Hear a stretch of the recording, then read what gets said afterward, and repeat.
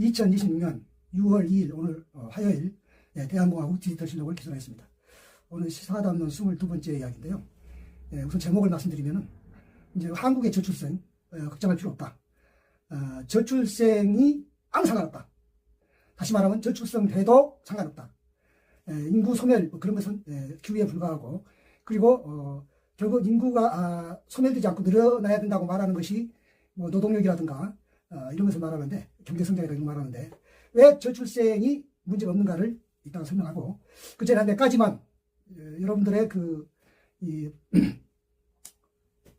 생각을 좀 윤활유를 든다는 뜻으로 몇 가지 변화를 말씀드리겠습니다.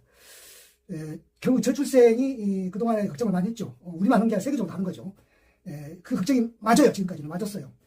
맞았는데 그게 이제 맞지 않는 새로운 이유를 제가 설명할 텐데, 그 전에 한 서너 가지 정도 이 시점, 오늘 6월 2일 이 시점의 변화를 말씀드리겠습니다.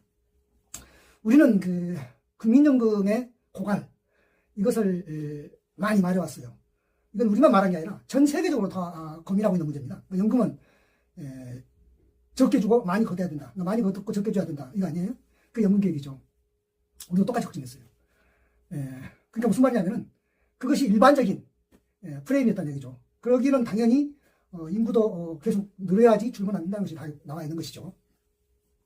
근데 그거를 이제 바꾼 건, 우리 한국에서 바꾼 건 뭐냐면은 코스피가 2천 몇백이던 것이 1년 만에 10,000포인트를 바라보게 되는데, 특히 이제 국민연금이 기관 투자를 한 것, 그것이 갑자기 그 시총이 뭡니까 코스피 올라가니까 생각지도 않는 말하자면 수익을 냈기 때문에, 그러니까 적게 주고 많이 거둬야 되느니 어떻게 해야 되느니 이런 소위 말하는 연금계획이라는 것이 별 필요 없는 얘기가 되어버렸어요.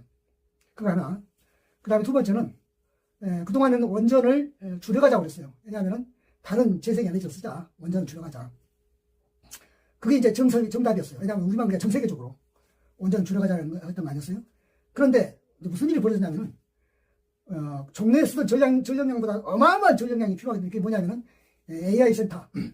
AI 센터를 둬야 되는데, 그 AI 센터는 쉽게 말하면 이제 이런 거죠. 우리가 이제 어마어마한 컴퓨터라고 얘기하면 되겠죠. 다시 말해서 우리가 집에 있는 컴퓨터는 뭐 밤에는 끄고 낮에는 켜고 이러는 것인데, 그리고 그 한 대 가까이 뭐 전력을 쓰고 있는데, 어마어마한 빅데이터를 관리하는 AI 센터는, 인공지능 센터는 그것이 꺼도 안 되고, 그것이 전력을 소모하는 것도 어마어마하고, 왜냐하면 인공지능은 계속 켜 있어야 되니까. 그러면 그 전력량이 무지하게 소모되는데, 또 소모되면 그거를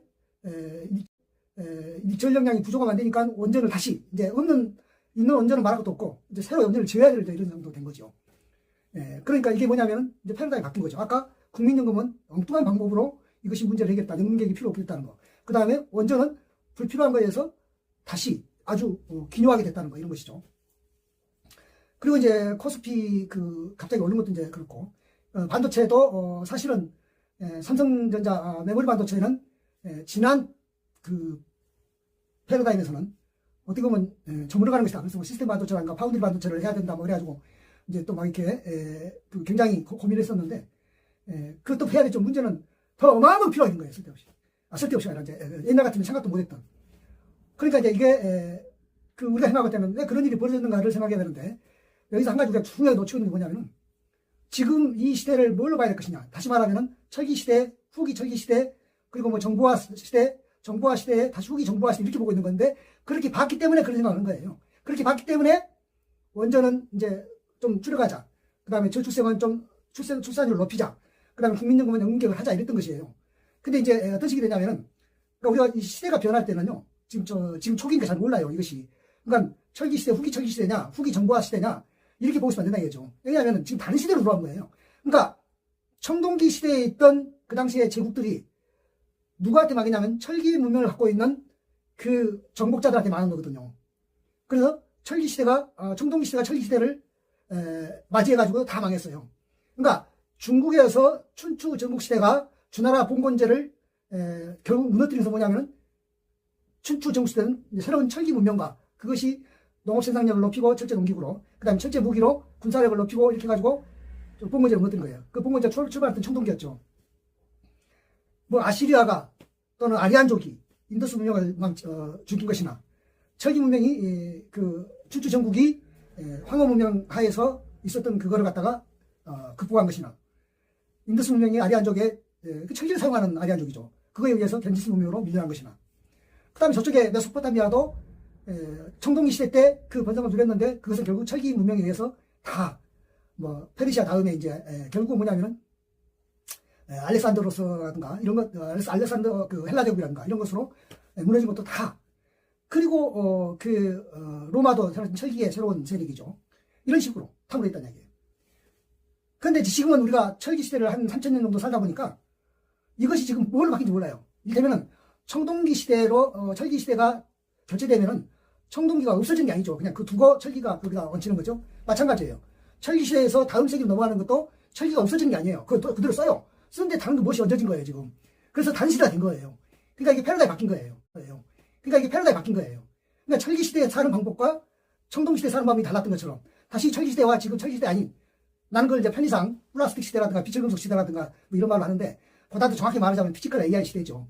왜냐하면 AI 시대인데 AI는 무형이니까 뭔가 유형이 있어야 되고요. 철기는 유형이니까 그 유형이 그렇게 피지컬 AI라고 하죠. 뭔가 물질이 있어야 되니까. 그래서 지금 그런 시대가 왔거든요. 왔는데 이게 이제 철기가 지금 이제 말하자면은 그 사명을 다 끝내고 임무를 끝내고 이게 이제 입혀진 거죠. 그걸 되게 이제 철기는 옛날에 청동기가 철기로 교체할 때 조금씩 쓰였던 것처럼 이제 철기는 비철금속이나 플라스틱에 비해서 조금씩만 쓰이는 거죠. 그리고 피지컬 AI가 이제 덮는 거죠.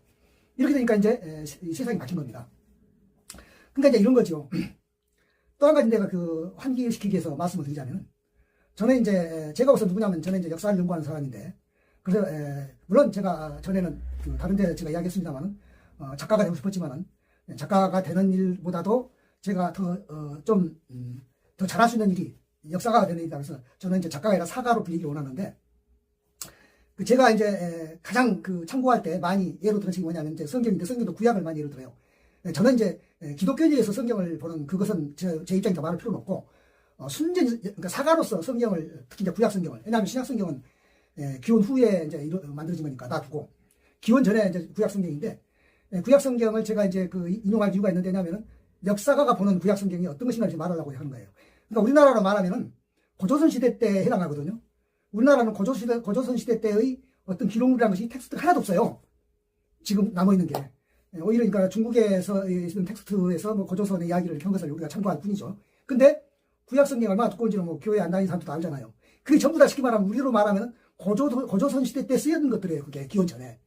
고조선은 대부분 이제 기원 후에는 이제 없어진 나라니까.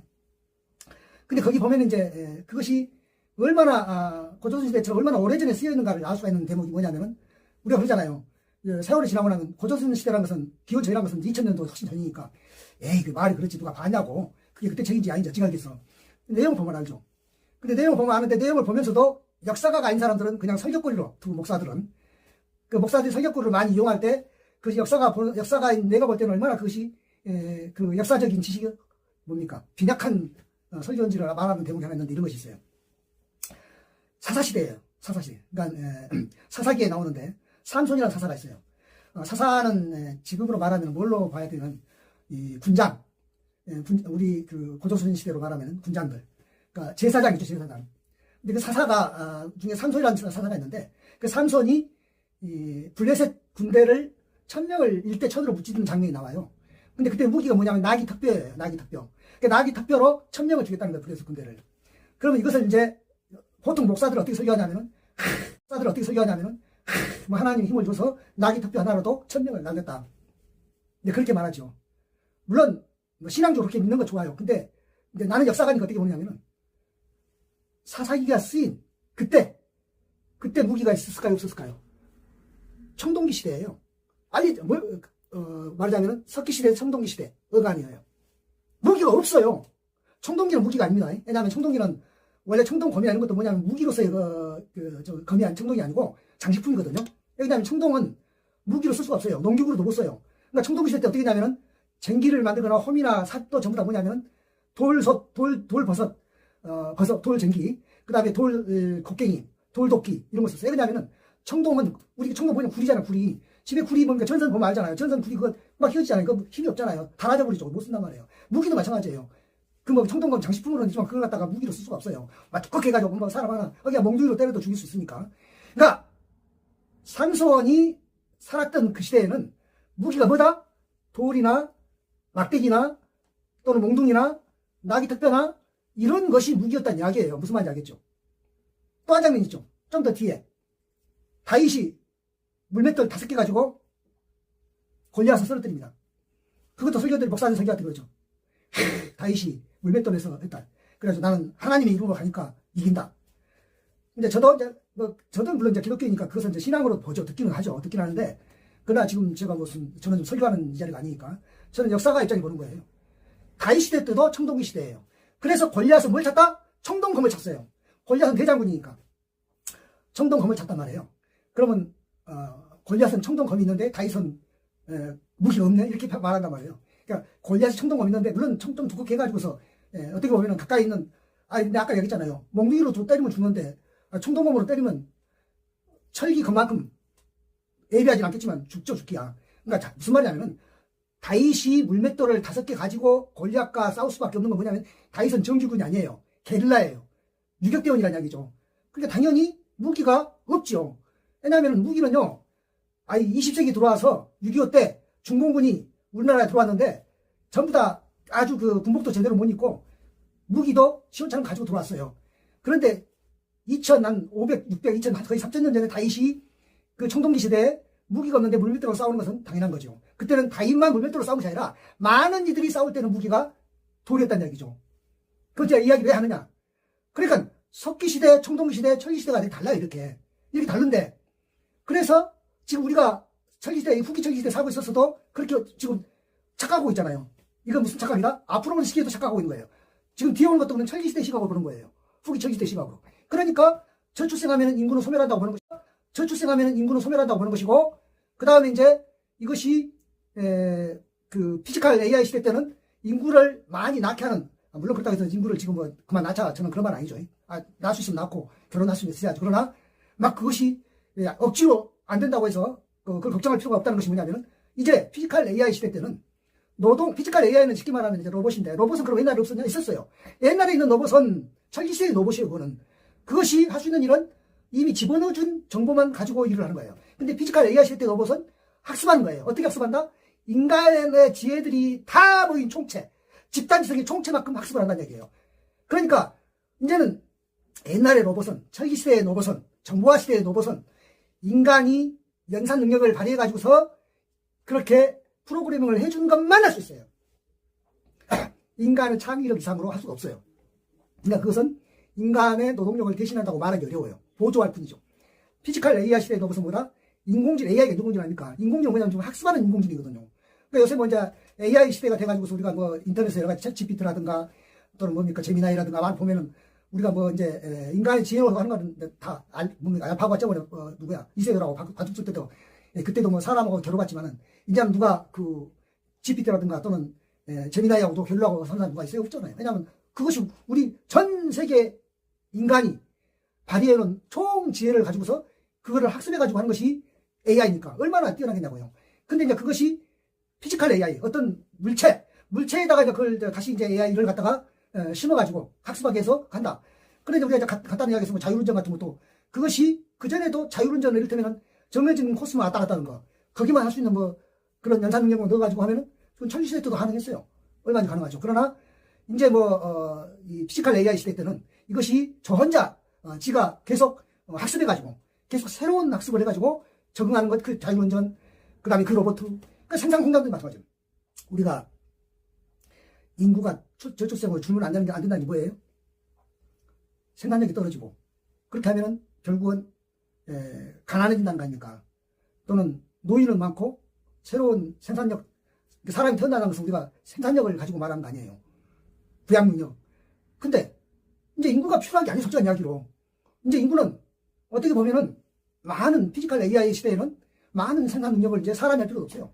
일단 공장 하나를 예를 들더라도 사람이 한국보다 훨씬 뛰어난, 그러니까 숙련공이 김갑돌이라는 한 사람의 숙련공의 지혜가 100이라면 김갑돌보다 뛰어난 사람도 있고 덜 뛰어난 사람도 있겠는데 한 수천 명의 김갑돌의 지혜를 다 모아놓으면 그것이 100이 아니라 1000도, 만도, 10만도 될 거 아닙니까? 그것을 피지컬 AI 로봇은 한다는 이야기죠. 그러니까 이제 뭐냐면은 어떤 숙련보다 더 나은 숙련공이 생산한다는 이야기예요. 심지어는 그 생산하는 공장에서는 전등도 필요 없어요. 밤에도 하고 낮에도 하고, 거기는 뭐 주 5일 근무도 필요 없고, 거기는 24시간 할 수 있고, 거기는 무슨 전등도 필요 없고, 뭐 휴식 시간도 필요 없는. 그러니 얼마나 생산성이 높겠습니까? 그러면 생각해봐요. 우리가 사람 하나 나가지고서 그 사람이라는 생산력하고 비교가 되겠냐고요. 아니, 그러니까 좀 적당한 비교는 아닌데 이렇게 말할게요. 옛날에는요, 철기시대 초기에 어떻겠습니까? 소를 왜 길러요? 밭을 갈기 위해서 소를 길러요. 그런데 전기로 춘추 전국시대 때 전기가 나와가지고요, 기원전 한 7세기에 7, 8세기 나와가지고 전기가 20세기, 19세기까지, 우리 한국 시골에는 20세기까지 전기로 했어요, 농사를. 내가 어렸을 때도 전기로 했고. 근데 경기, 트랙터 나왔잖아요. 그러니까 어떻게 돼요? 양이 다르죠. 그럼 옛날에 어떻게 했냐면은 소를 막 이 번식을 시키는 이유가, 왜냐면 전기로 다 밭을 갈아야 되니까 모든 집마다 전기질 할 수 있는 소가 필요한 거예요, 농가마다. 근데 트랙터는 얼마나 많이 합니까? 그럼 제가 소하고 사람하고 비교하냐고 말하는데, 제가 말하는 이유는 소가 사람이냐 그 말이 아니고 생산성을 보는 거죠, 생산성.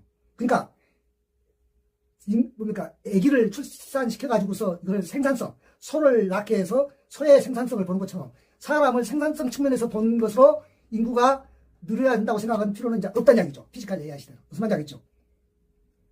소가 전기하고 소가 농사할 수밖에 없을 때는 소를 한 마리라도 더 많이 번식해서 더 많은 전기질을 할 수 있어야 했는데, 트랙터가 나올 때 어떻게 한다? 소는 이제 필요가 없어진 거예요.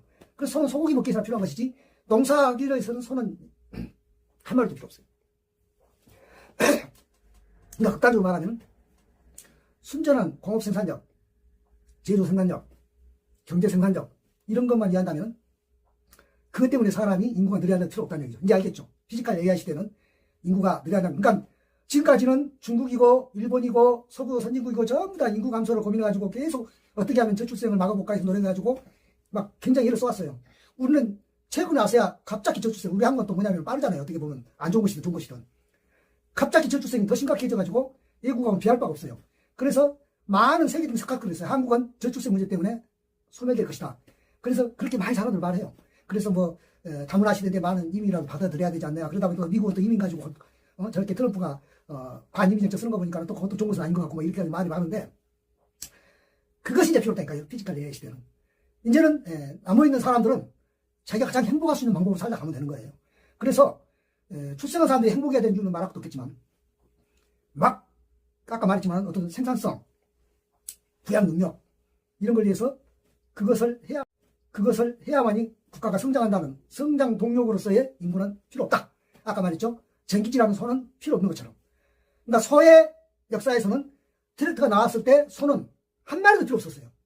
극단적으로 말하면 피지컬 AI 시대 때는 우리 인간이 공업, 제조, 생산, 심지어는 경제성장 어떤 그런 거에서 별로 필요가 없어요. 냉정하게 말하면. 그러나 인간은 소하고 다르니까. 그리고 우리가 그렇게 말할 필요는 없죠. 우리 인간은 존엄하니까. 그래서 이제 그런 것을 인구를 줄 필요는 없다. 그러면 여러 가지 고민이 해결됩니다. 국민연금 같은 것도요, 이제 고갈될 필요도 없고. 그렇죠. 왜냐하면 자기도 넣어놓고 자기도 못 받아먹는 일은 이제 벌어지지도 않고. 그리고 생산성은 더 높아져요. 트랙터가 생산하는 것하고 옛날 소들이 수억 마리의 소들이 생산한 거와 비교를 하면 어떤 비교가 다 알잖아요, 우리가 다. 그러니까 피지컬 AI가 성장 동력하고 우리 인간이 성장했던 동력하고 같겠냐고요. 다르죠. 양이 다르죠. 그러면 훨씬 더 부가가치가 많은데, 그 다음에 성장의 열매가 많은데, 거기서 무슨 연금이 고갈되기 있겠어요. 이제 인간은, 그러니까 인류 세계는, 이거는 이제 물론 앞으로의 피지컬 AI 시대 때는 전 세계가 마찬가지로 누리겠지만은, 그래서 제가 이것을 아까 모두에서 말했지만은 우리가 알아둘 게 뭐냐면은, 철기 시대의 후기 철기 시대, 후기 정보화 시대, 이런 맥락으로 보면 전혀 우리가 이해를 못해요. 아까 말했죠, 몇 가지만. 우리나라 사정만 놓고 말했잖아요. 갑자기 필요가 없다고 생각했고, 누가 봐도 필요 없다고 생각해, 전 세계적으로. 필요 없긴 않지만, 이제 줄여가야 된다고 생각했고, 완전. 그 상황이 바뀐 것. 그 다음에, 국민연금이, 연금개혁은요, 한국만 그런 게 아니라 전 세계적으로 연금개혁은 다 나와 있어요, 답은.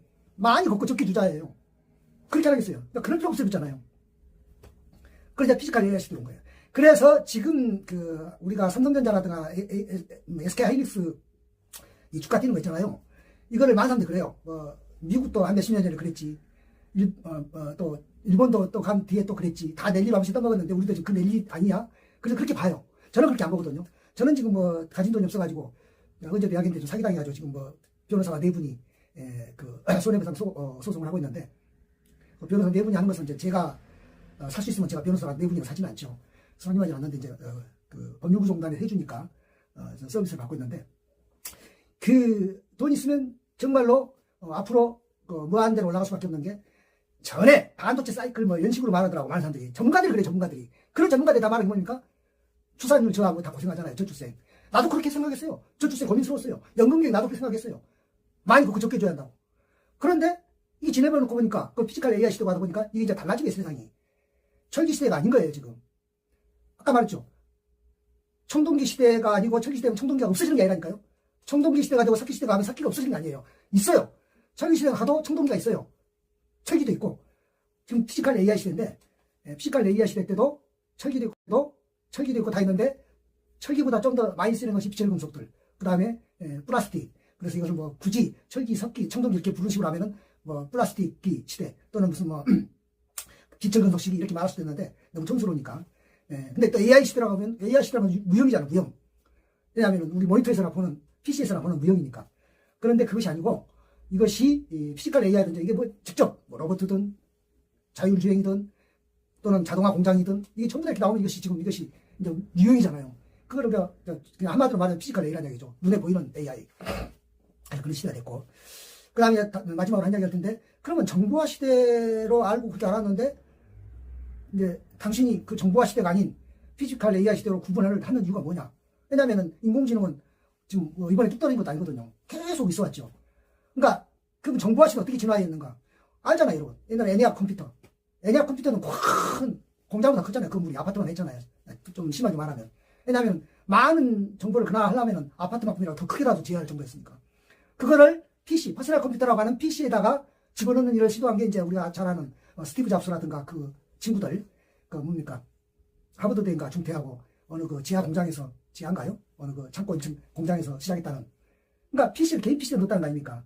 물론 그 애니악 컴퓨터에 비하면은 좀 더, 그걸 다시 또 인터넷 시대가 오니까, 뭡니까? 빌 게이츠. 그때는 마이크로소프트하고 MS하고 죠.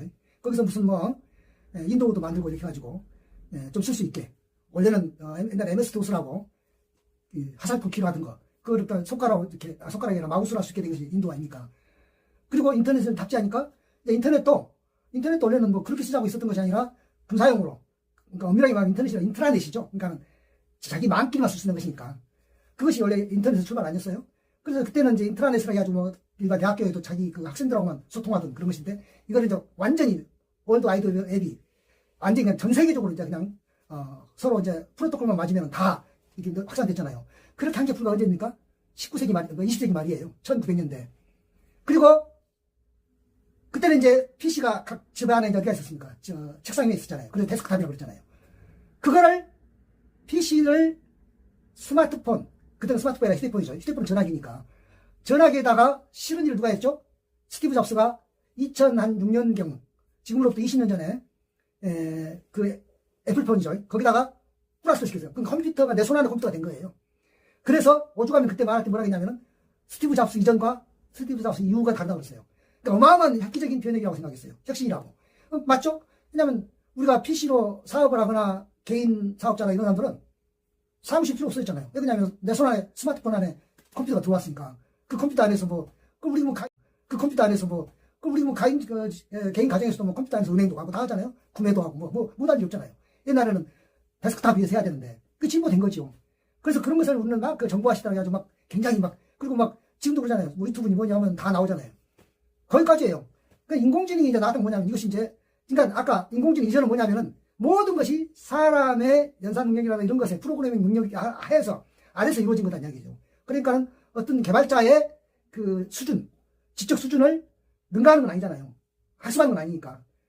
그래가지고 그게 이제 학습하는 것이 이 세대에 갈파고 바둑둔 거 이런 것들. 왜냐면 바둑둔데 그때 처음에 다 그랬잖아요. 여러 가지 경우의 수를 해도 이것이 그러니까 이 세대로 3번을 더 있겠다는 거 아니에요? 한번 지공을 했는데 그때가 사실은 끝물이었죠. 그러니까 인공지능과 사람이 막 뭐 누가 그래도 뭐 지가 인공지능인데 뭐 지가 사람이 만들었는데 창조자가 사람 뭐든가 하겠어? 다 이렇게 생각했죠. 그 말이 맞는 말이에요, 사실은. 왜냐하면 개발자의 뭘 어떻게 능가하느냐. 그런데 딥러닝이라고 이게 저 혼자 학습하게 된 것이 이제 우리가 지금 말하는 오픈 AI가 개발한 오픈 AI는 이제 알다시피 빌 게이츠 MS 빌 게이츠의 말하자면 그 계열 회사인데 거기서 이제 챗GPT가 처음 나왔을 때 세상 사람들 놀란 거죠. 왜냐하면 이런 것이 학습하네. 그러니까 사람들의 모든 지혜를 총체로 모으네. 그래가지고 AI가 나한테 AI가 나올 때 우리는 어떻게 생각했어요? 뭐 논문이나 쓰고 뭐 어떤 뭐 정보나 모으고 어떤 뭐 책이나 만들고 또는 뭐 가짜 영상이나 만들고 무슨 뭡니까 페이크 그런 거다 하고 뭐 이렇게 하면 뭐 다 하는 것처럼 그리고 그것 뭐 심지어 요새는 재판하면 뭐 판결문 쓰고 뭐 이런 거 그런 것만 놀랍죠. 놀라운데 그것이 이제 그렇게 쓰는 걸 뭐 할 거예요? 근데 문제는 뭐냐면은 이거는 뭔가 이제 우리가 써야 될 거 아니야.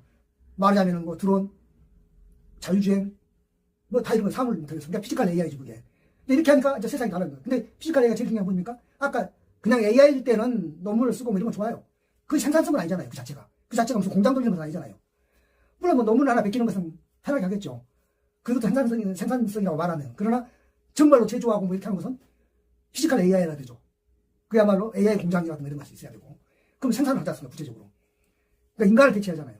근데 여기에 됐기 때문에 이 세상이 바뀌어버린 거예요. 그러니까 우리는 그래서 계속 AI 시대, 아까 말했지만은 이 스마트폰 시대, 그러니까는 내 손 안에 컴퓨터가 들어왔던 시대, 스티브 잡스로부터, 그리고 뭐 AI 가지고 무슨 뭐 인공지능, 챗GPT 하던 시대, 이런 시대에서 이것이 피지컬 AI가 되다 보니까 이게 세상이 바뀌어본 거죠. 그래서 피지컬 AI도 무슨 정보화 시대의 이 연속성상인 것으로 생각하는데 그것이 아니고 청동기에서 철기는 비슷하긴 하지만은 그리고 철기 시대라고 해서 청동기가 없어지는 건 아니지만은 우리가 나눌 때는 청동기와 철기로 나누거든요. 마찬가지로 지금 철기 또는 정보화 시대에서 피지컬 AI에서 나눠졌다는 게 달라졌다니까 지금. 그래서 그 철기라고 하는 쇠로 이렇게 하니까 뭔가 물질로 보여야 하니까 피지컬 AI라는 것이고 좀 더 그래도 구체적으로 말하면 쇠가 아닌 쇠보다 그나마 뛰어난 플라스틱. 우리 신용카드 뭐예요? 플라스틱이잖아요.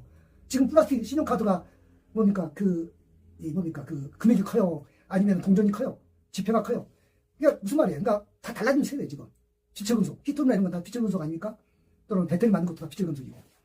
이게 이런 것들로 변했다는 이야기예요. 그러니까, 이제 제가 처음에 말했던 인구 감소를 걱정할 필요가 없다는 말로 결론을 짓고 마치겠습니다. 인구 감소를 걱정하는 것은 지금 트랙터가 나와서 농사를 짓는데 농사 짓는 소를 계속 더 낳아야 된다고, 번식시켜야 한다고, 고기소 말고요. 농사 짓는 소를 번식해야 한다고 말하는 것만큼이나 말이 안 되는 이야기였나. 그러니까 인구가 늘리는 일이 이것이 이를테면 어떤 인권은 존엄한 것이니까. 그 다음에 모든 부모들은 자식이 귀엽잖아요. 그리고 자식을 남겨서 대를 물리고 싶잖아요. 그런 것으로 인구는 필요하지만은 이거를 소를 많이 낳게 해서 쟁기질을 많이 해야 되겠다. 트랙터가 있는데도 그렇게 하지 않는 것처럼 사람이 인구가 계속 늘어서 계속 생산성을 가져야 되겠다. 이미 피지컬 AI가 생산력을 더 잘하고 있는데도 아까 트랙터가 더 농사를 잘 짓는데도 소를 쟁기질 소로 가져야겠다고 말하는 것이만큼이나 피지컬 AI가 훨씬 더 생산을 잘하고 있는데 더 품질 좋게 잘하고 있는데 사람이 더 필요하다고 말하는 것이만큼이나 같은 말이기 때문에 말이 안 된다는 얘기예요. 이제 알겠죠? 인구 감소 걱정할 필요 없습니다. 이제 우리가 피지컬 AI 시대로 마침 젠슨왕이 이번에 5일날인가 내일 모레 급인가요? 한국에 누구 만나러 왔냐면은 LG 만난대요. LG 구광모 회장. 그 다음에 네이버 만난다고 합니다. 여러분도 그래야죠. 뭐 삼성전자라든가 하이닉스는 반도체 때문에 알겠는데 LG를 해 만나지. 이 LG는 피지컬 AI죠. 왜냐하면 LG가 뭘 유명합니까? 백색가전으로 유명하잖아요. 사실 옛날에 백색가전은 LG가 더 삼성보다 더 뛰어났죠. 삼성이 항상 후반 주자였죠. LG가 더 그전에는 럭키 금성 아닙니까? 그러니까 젠슨왕이 왔는데 그러니까 뭐냐면 이미 젠슨왕은 피지컬 AI 시대로 방탄했고 또 실제로 AI가 갈 길은 그 길이에요. 우리가 무슨 뭐 논문이나 하나 더 잘 쓰고 무슨 계획서 하나 잘 짜고 문서 하나 잘 짜고 또는 책이나 만들고 뭐 딥페이크 영상이나 만들고 이런 것 때문에 AI가 필요하다고 그건 뭐 하겠습니까? 그래가지고 뭐 떡이 나와요, 뭐 돈이 나와요. 뭐 책이나 만든 사람도 혹시 저작료 좀 받는 건 있겠죠. 근데 그것이 전체적인 생산력은 아니잖아요. 모든 생산이 되려고 그러면 이게 전부 다 피지컬 AI가 되고 이제 공장도 그렇게 될 수가 있어야 되고. 그래서 앞으로는요 사람이 할 수 있는 공장에서 할 수 있는 건 사람이 하되 될 수 있으면은 피지컬 AI 공장이 만들어진다면 사람보다 훨씬 더 품질 좋은 품질로 더 늘어난 숙련된 기술로 만들 수